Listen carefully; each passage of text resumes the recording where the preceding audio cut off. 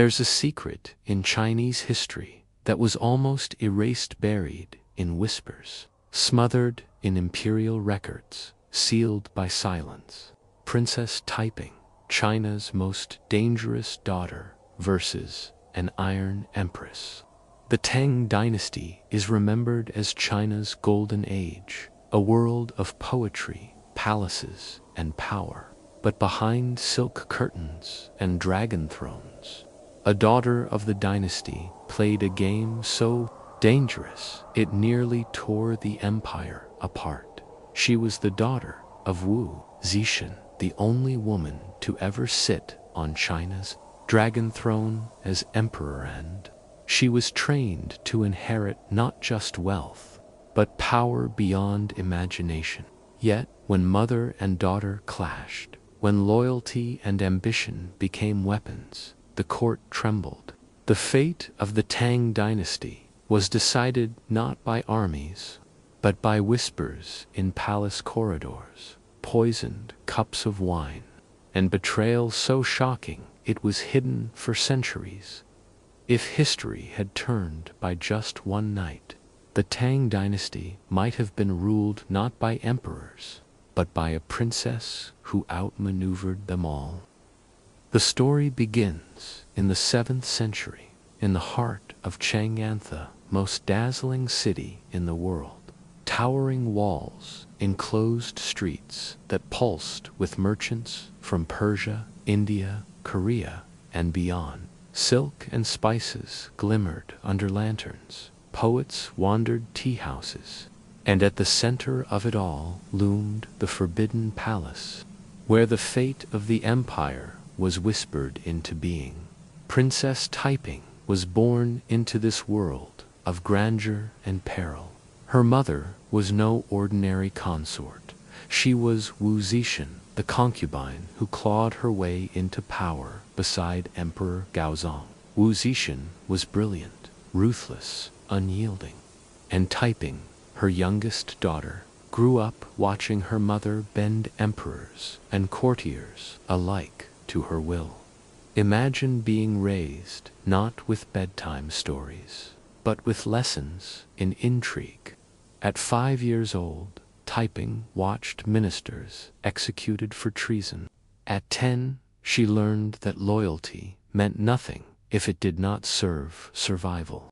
At 15, she was already rumored to outshine court officials in wit and poetry. From the beginning, she was her mother's mirror-sharpened steel beneath silk. But destiny twisted when Emperor Xuanzong died in 683. Wu Zetian, Taiping's mother, refused to fade into the shadows.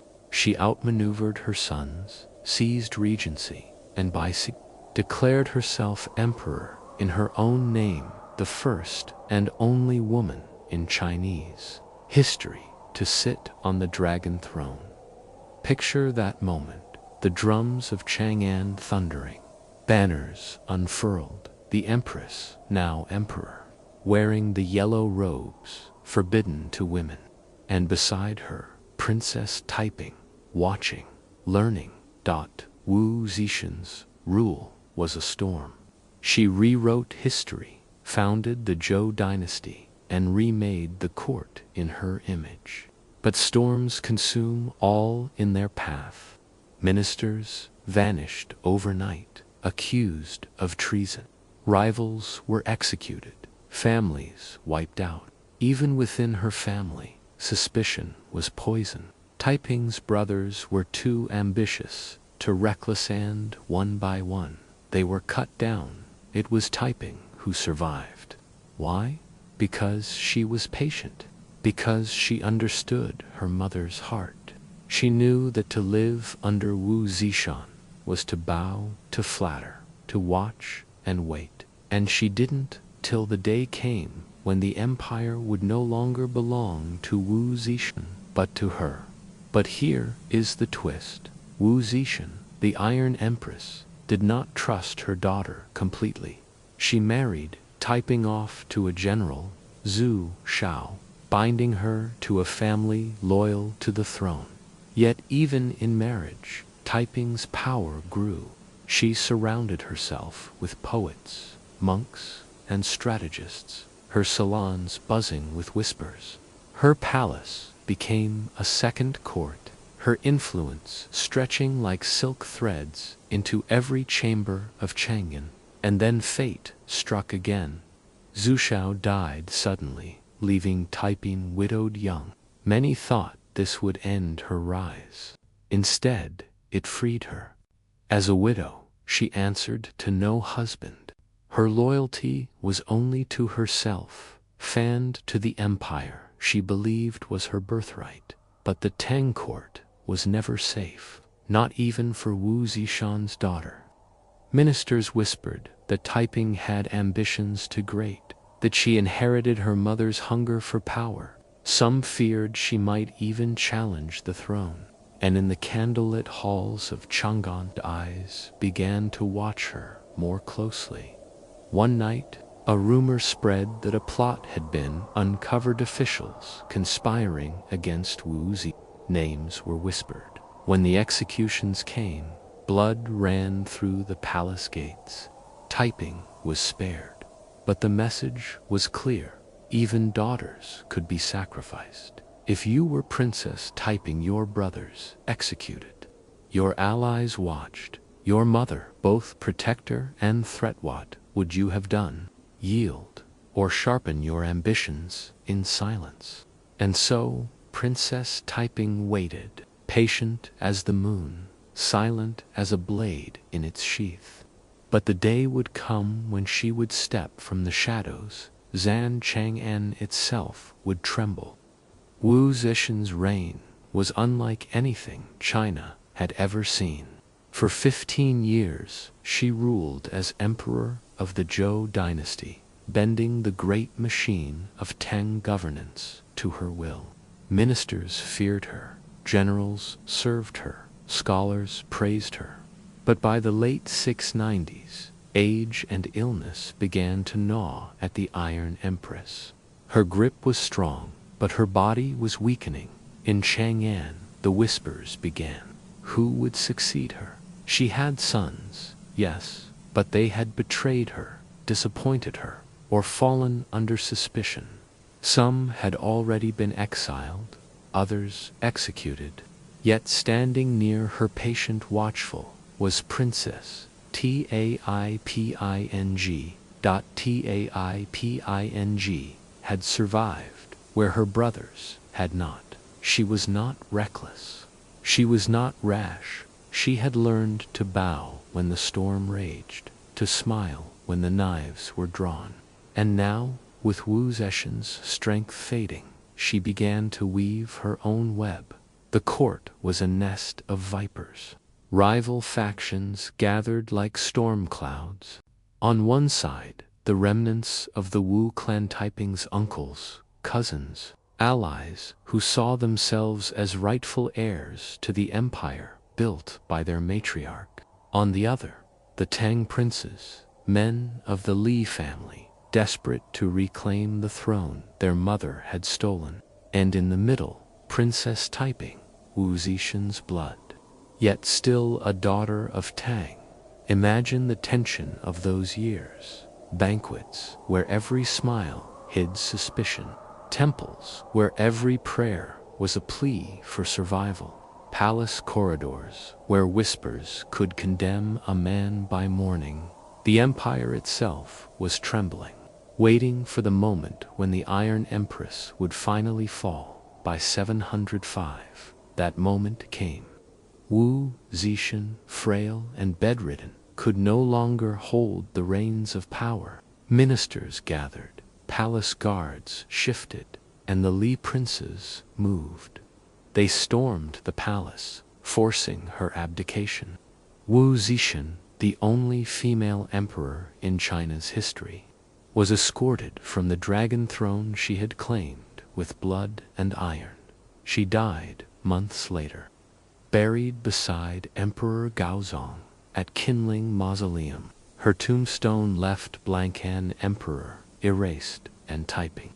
She remained where others of the Wu clan were slaughtered. Taiping endured. She bent the knee to her half-brother, Emperor Xuanzong, restored to the throne by the coup. She played the role of loyal princess, devoted daughter of the dynasty. But behind her bowed head, her mind was racing, because Emperor Xuanzong was weak. Everyone knew it. He was swayed by his wife, Empress Wei, a woman hungry for power. And Taiping recognized the danger immediately. Empress Wei was another Wu Zetian in the making, another woman prepared to dominate the throne. For Taiping, this was not loyalty, it was rivalry. The court became a battlefield of women. On one side, Empress Wei, scheming to control Xuanzong and place her own daughter on the throne. On the other, Princess Taiping, moving carefully, gathering allies, reminding the princes of the Li clan that she too was their blood. Ministers found themselves caught between two queens of shadow, two centers of power, hidden behind palace curtains. Then, in 710, thunderstruck. Emperor Xuanzong died suddenly. Some said of illness, others whispered of poison. And the culprit, most suspected, was Empress Wei. She moved quickly to seize power for her daughter. But Taiping was faster. With her nephew Li Longa, Emperor Xuanzong Shi led a coup. Palace guards stormed the chambers. Empress Wei and her daughter were executed, their supporters slaughtered. Chang'an trembled again, its stones echoing with blood. And in the aftermath, Princess Taiping stood higher than ever. For the first time, she was not merely a daughter or a widow. She was the empire's kingmaker. She placed her half-nephew Xuanzong on the throne, but it was she who truly ruled. Her influence stretched through court. Her word carried the weight of edicts. Ministers sought her approval before they dared act. She was the Shadow Empress, the living echo of Wu Zetian. But here lies the twist. Taiping was no longer the patient survivor she had been in her mother's reign. Power changes those who hold it. She began to speak more boldly, to challenge openly. Her palace became a court of its own, filled with officials loyal to her. And the people of Chang'an whispered, was she her mother's heir in more than blood? Was she too reaching for the dragon throne? If you had lived then, walking through the market streets of Chang'an, hearing the rumors, would you have dared say her name aloud? Or would you have lowered your head, fearing that even the walls might be listening? The Iron Empress was gone, but a new storm was rising. And this time, it was Taiping herself who threatened to consume the empire. The year was 710. Chang'an was restless, its avenues lined with soldiers, its palace walls echoing with screams from the coup that had toppled Empress Wei. For the second time in a generation, a woman had tried to seize the throne, and, for the second time, it was Princess Taiping who survived where others perished. Her victory should have been secure. She and her ally, the ambitious Prince Li Longyi, had removed Empress Wei and restored Emperor Xuanzong, Taiping's half-brother, to the throne. But in the shadows of the Forbidden Palace, a new rivalry began to grow, one far more dangerous than any Taiping had faced before. Li Longyi was young, brilliant, and ruthless. Though Taiping had helped him rise, he was not content to remain in her shadow. He wanted the throne, and he wanted it for himself alone. Between aunt and nephew, a duel of ambition began, fought not with swords in open fields, but with whispers, alliances, and daggers hidden in silk sleeves. Taiping held the advantage at first. She was Wu Zetian's daughter, her reputation formidable, her influence vast. Ministers crowded her palace for guidance, and petitions were addressed to her as much as to the emperor. Xuanzong himself relied on her judgment, often yielding to her advice. At court sessions, her voice carried like thunder, and some even called her the second emperor.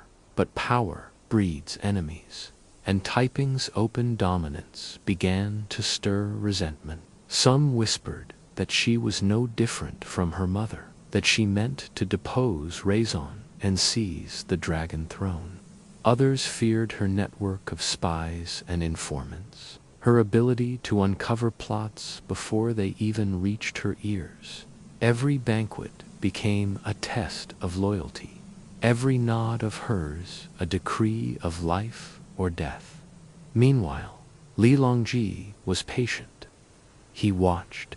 He built alliances with military commanders, winning their loyalty not with fear but with promises of future glory.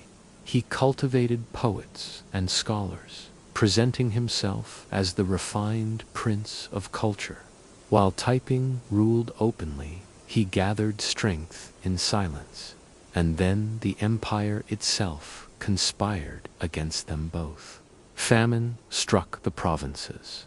Floods washed through the Yellow River basin, killing thousands. Rebellions smoldered on the edges of the empire.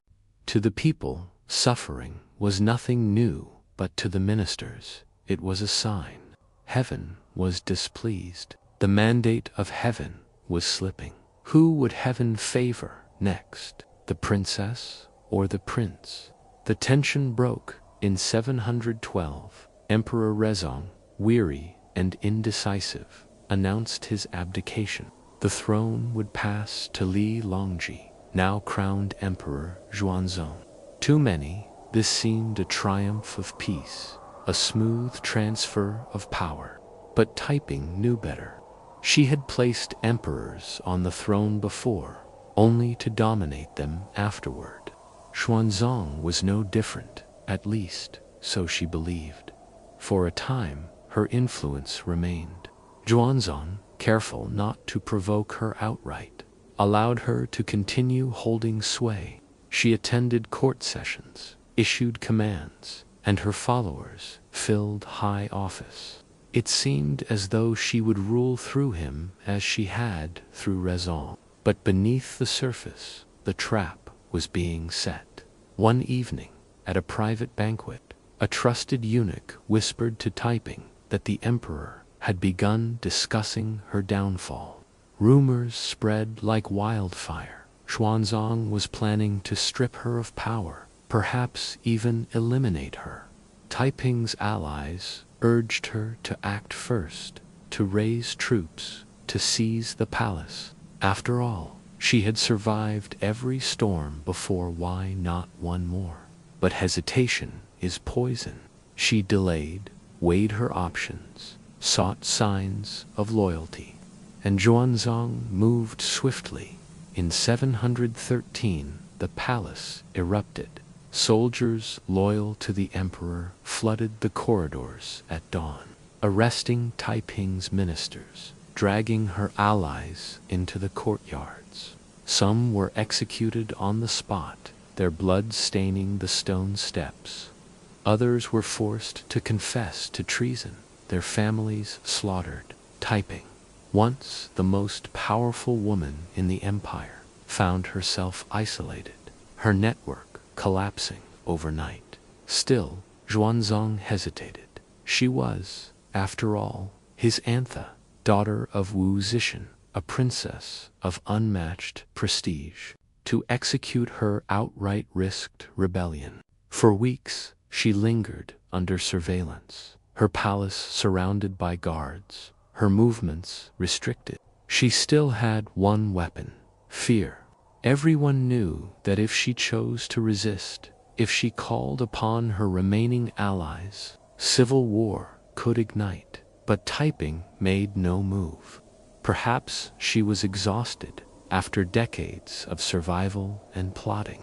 Perhaps she believed she could negotiate her way back into favor. as she had so many times before. Or perhaps, in her heart, she knew that the game was over. And then, one morning in August 713, she was summoned. A cup of wine was presented. The imperial edict declared her crimes. And with that cup, the story ended.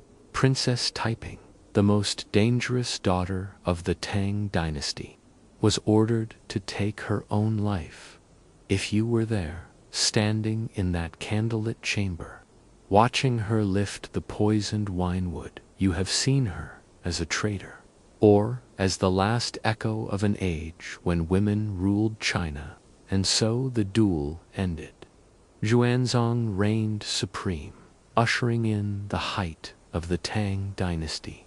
But beneath his golden age lay the ghost of Taiping, the woman who might have ruled, the daughter of an Iron Empress who dared to challenge heaven itself. Yet the story is not finished, because Taiping's death left a silence, and in that silence, history whispered, "What if?" When Princess Taiping lifted the poisoned cup in 713, the air of Chang'an shifted. The court fell silent, ministers trembled, and the empire exhaled as though a storm had finally passed. Xuanzong, the young emperor who had orchestrated her fall, now stood unrivaled. But shadows linger. For in the Tang world, the dead were never truly gone. Ghosts haunted halls, whispers clung to stone, and the memory of Princess Taiping would not be erased so easily. Xuanzong was clever. He understood that to secure his rule, he had to distance himself from the bloodshed. He proclaimed stability, mercy, renewal. The executions ended. The streets of Chang'an were cleansed of gore, and the empire was told heaven had chosen him. But ministers remembered. They remembered the sight of Taiping's allies dragged into courtyards, the sound of their confessions screamed under torture, the image of the princess in white silk drinking her death. Fear bound them tighter to him than loyalty ever could, and so began the Kaiyuan Iratha age. Historians would later call the golden age of the Tang Dynasty. Xuanzong's reign stretched for over 4 decades, bringing prosperity, reform, and cultural brilliance. Poets like Li Bai and Du Fu flourished, their verses drifting like lanterns down the currents of time. Music filled the palace halls, foreign merchants thronged the markets, and the empire stretched its reach from Central Asia to the southern seas. Yet within this glittering world, Taiping's absence was a presence. Her name was struck from records, her deeds condemned as treason. But in private, courtiers whispered, had she truly been guilty? Or had she simply been too powerful, too dangerous, too much her mother's daughter? Xuanzong knew the danger of memory. To secure his throne, he cast Taiping as a villain in official histories. She became the schemer, the traitor, the woman who plotted against her own blood. In the imperial annals, her death was not a tragedy, but a necessity. But history is never so simple. Because if Taiping had been erased, why did her ghost still linger in every decision Xuanzong made? He ruled with caution in his early years, as though always listening for footsteps behind him. He strengthened the bureaucracy, tightened the reins on aristocratic families, curbed the influence of powerful clans. Every move seemed designed to prevent another Taiping from rising. He even purged women from political influence at court, wary that the age of Wu Zetian and her daughter might repeat itself. And yet, irony cut deep, for as Xuanzong's reign stretched on, he fell under the spell of a woman, young Gai Fei, the famous consort whose beauty and charm would one day help unravel the tempest itself. In trying to prevent the shadow of Taiping, he stumbled into another trap of passion and ambition. But let's return to the ghost. Imagine the ministers who had once flocked to Taiping's palace, now bowing to Xuanzong. Every petition they submitted, every poem they composed, every decree they obeyed, was it out of loyalty or fear? Did they see in Xuanzong a true emperor, or simply the man who had outplayed Taiping in the deadliest game the Tang court had ever known? And what of the people? To them, Taiping became a forbidden tale. In the markets of Chang'an, storytellers spoke of her in hushed tones, spinning her into legend. Some said she had been betrayed unjustly. Others whispered that she still lived, hidden in a monastery, her vengeance waiting. Children grew up hearing her name as a warning. Ambition could bring glory, but it could also bring ruin if you had lived then. Walking the lantern-lit streets of Chang'an during Xuanzong's golden years, would you have spoken her name, or would you have swallowed it, fearing even the walls might remember? There was one place where her presence could not be erased: the imperial family itself. Taiping had been Wu Zetian's daughter, and Wu Zetian had been a precedent no emperor could ignore. Xuanzong ruled in her shadow, his every triumph measured against the age of the Iron Empress. The mandate of heaven, fragile as glass, had once rested in the hands of a woman. That knowledge could not be destroyed, and so Taiping lived on, not in chronicles, but in fear. She was the ghost at the banquet, the echo in the throne room. The memory ministers tried to bury but never could. Xuanzong's empire glittered, but beneath its brilliance lay silence, his silence filled with her name. And as the golden age reached its height, storms began to gather on the horizon. Xuanzong's court would soon be consumed by rebellion, and in its ashes, people would remember the princess who had nearly ruled, the woman who defied an empire. The ghost of Princess Taiping was not done haunting history. The years passed, and Xuanzong's golden age began to tarnish. At first, his reign glittered brighter than any before. Poets compared his court to paradise. Merchants said Chang'an's markets were the heart of the world. Yet beneath the jeweled surface, cracks widened, and in those cracks, the ghost of Princess Taiping stirred again. It began with whispers. Ministers who had once feared her name now invoked it quietly, as if summoning a memory. They spoke of her ambition, her ability to command loyalty, her keen sense of survival. When famine struck in Hunan, when bandits roamed the countryside, when border generals grew restless, courtiers muttered, would Taiping have allowed this? It was dangerous to ask, but the question hung like incense smoke over the throne. Xuanzong himself felt the weight of her shadow. He had ruled for decades, but the more he basked in glory, the more he repeated the very patterns he had once condemned. He warned against women's influence, yet he himself grew enraptured by Yang Gaifei, elevating her family to dangerous heights. He spoke of vigilance, yet he trusted his favorite general, An Lushan, too blindly. Did he not remember how his aunt had woven her web, how she had nearly seized the throne by manipulating alliances? Memory is a cruel teacher. Its lessons fade when ambition whispers. By the 740s, the empire trembled under its own weight. Taxes rose, peasants starved, soldiers muttered in distant garrisons. And in the marketplaces of Chang'an, where storytellers wove forbidden tales, the name of Princess Taiping returned as a warning and a prophecy. Mothers whispered it to daughters, "Beware ambition, for it brings both power and death." Rebels invoked it in secret. Even a woman once nearly claimed the dragon throne. Why not us? It is here that Taiping's true legacy emerged, not in the scrolls of official history, where her name was smeared as traitor, but in the imaginations of those who lived beneath the temps to the powerful. She was a ghost of terror, a reminder that no throne was safe. To the powerless, she became something else, proof that the order of the world could be broken. Then came 755, the storm no one had foreseen.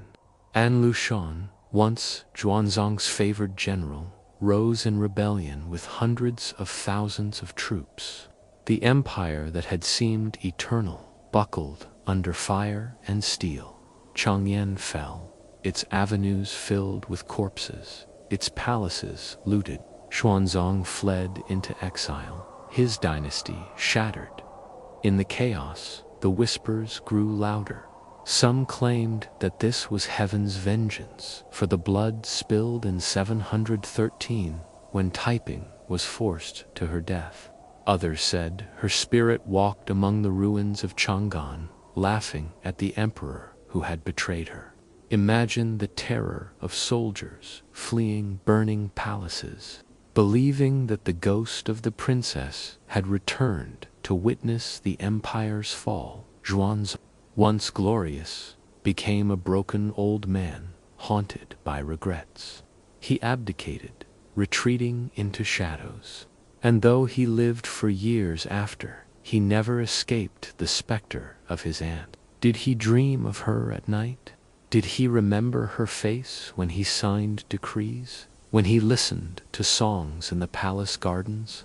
We cannot know, but history suggests this. He never dared erase her completely, for in condemning her, he admitted her power.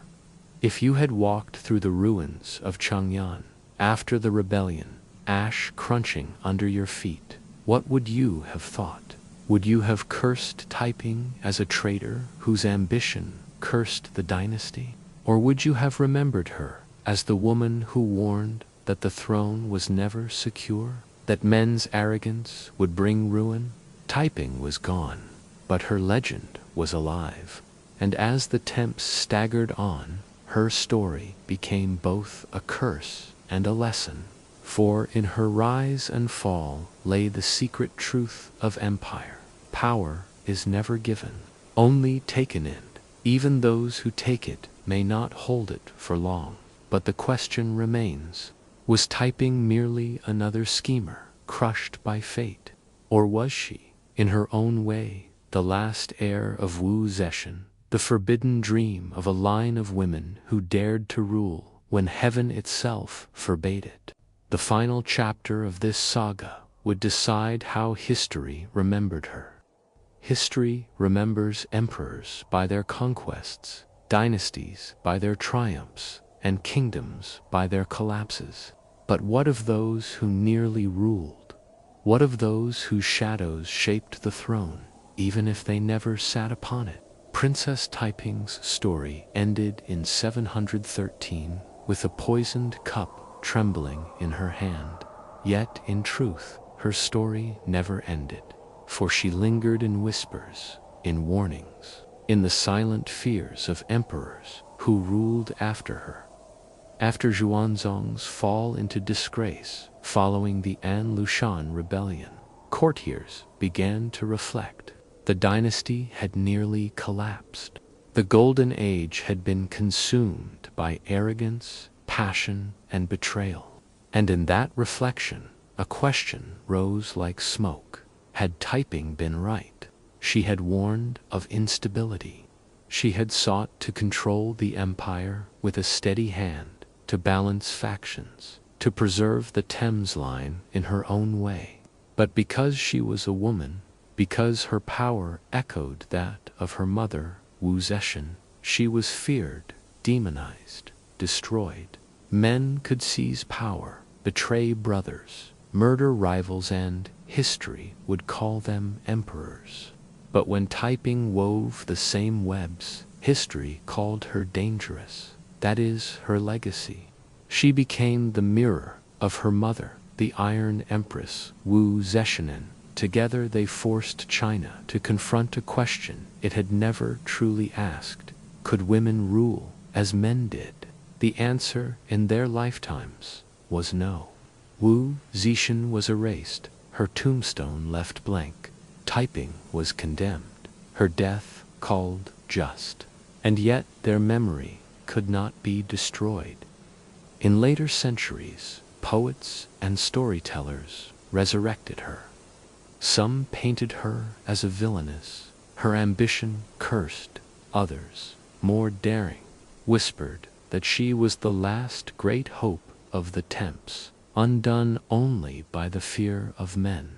In quiet temples, women prayed to her spirit, not as a goddess, but as a symbol that power could belong to them too. Even if the world forbade it, imagine it, a young girl in the 10th century, listening to an old grandmother recount the tale of the princess who defied emperors. The girl's eyes widen, her heart catches. Perhaps, she thinks, I too can be more than what the world tells me.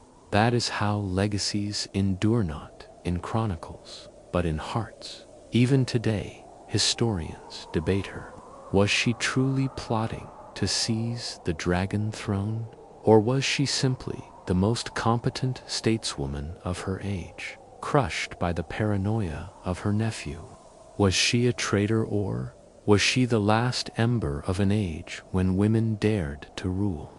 If you were there, standing in the candlelit hall as she lifted the poisoned cup, what would you have done? Would you have judged her guilty, or would you have bowed, acknowledging her as the daughter of an emperor, the shadow of an empress, and the most dangerous princess the Tang had ever known? Her tomb is unmarked, her name scarred in records, yet she survives. In every discussion of Wu Zetian, her daughter's shadow returns. In every dynasty that followed, whenever women dared to grasp for power, officials whispered the same warning: remember Taiping. But perhaps the true warning lies not in her ambition, but in her erasure. For when history erases those who dared too much, it also erases the truth of what they revealed, that power does not belong to men alone, that dynasties fall not from women's ambition, but from fear of it. And so the tale closes. Princess Taiping, China's most dangerous daughter, versus an Iron Empress, a woman who lived in her mother's shadow, who nearly seized an empire, who fell to poison and betrayal, but who left behind a question that still burns. What if she had ruled? Perhaps the Tang Golden Age would have lasted longer. Perhaps the An Lushan Rebellion would never have torn the empire apart. Or perhaps ambition would have destroyed her, as it destroyed all who reached too far. We cannot know, but we know this: she mattered.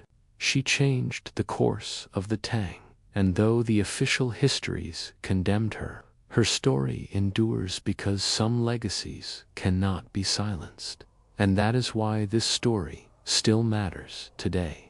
Because Princess Taiping reminds us that history is not only about those who wore the crown, but also about those who reached for it, daring to imagine a world that could have been different.